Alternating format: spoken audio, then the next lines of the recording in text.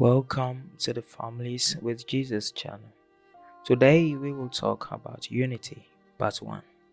Ruth chapter 1 verse 16. And Ruth said, Entreat me not to leave thee, or to return from following after thee. For why thou goest, I will go, and where thou lodgest, I will lodge. Thy people shall be my people, and thy God my God. Seeing the unity between the daughter-in-law and her mother-in-law is truly remarkable. But love breaks every barrier, no matter how impossible it seems. Their tender bond, filled with kindness, brought them closer every day. Yet, this was part of a divine plan. Ruth, a Moabite, converted to the faith of the Hebrews, leaving idolatry behind and choosing to please God by faith.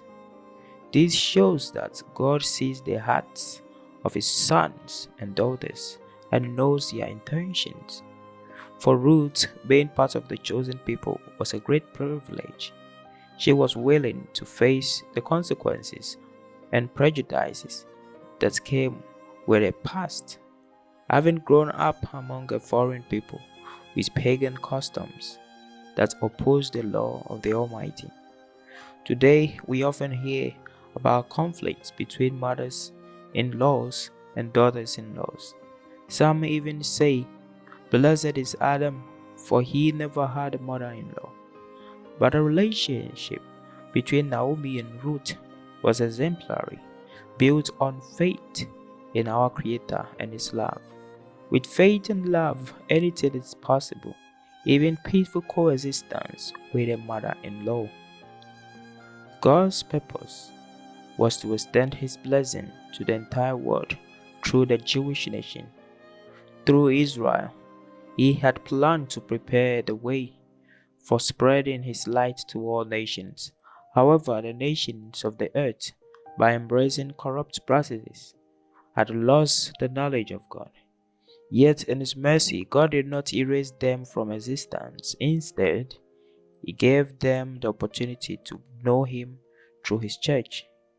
Naomi's son was the instrument through whom Ruth came to know the one true God. Touched by the Holy Spirit, she clung to Him. From Ruth and Boaz came the lineage of the Messiah. Praise be to the Almighty. Family unity is of vital importance. With faith and love, we can achieve it, even when coming from different backgrounds. There is special unity among those who share the Spirit of Christ. You can lead a horse to water, but you cannot make him drink. He must drink for himself. In the same way, Ruth allowed herself to be drawn to the living water, accepted the heavenly calling, and quenched her thirst. The Samaritan woman heard these words. He would have given thee living water. John chapter 4 verse 10, King James Version. Just as the unity of the family on earth is strengthened when we open our hearts to the heavenly family. Today, many homes and families are broken. Yet, just as the laws of gravity align the stars without collision or catastrophe, breaking unity causes great disorder and irreversible damage. Let us be advocates of unity. The prophet saw 4 living creatures: the face of a man, which means intelligence; the face of an ox, which means patience; the face of an eagle, which means speed; the face of a lion, which means strength. All move together in unison, pushing the wheels forward. Likewise, we must advance, each with our unique virtues and abilities. Despite our differences, let us pray.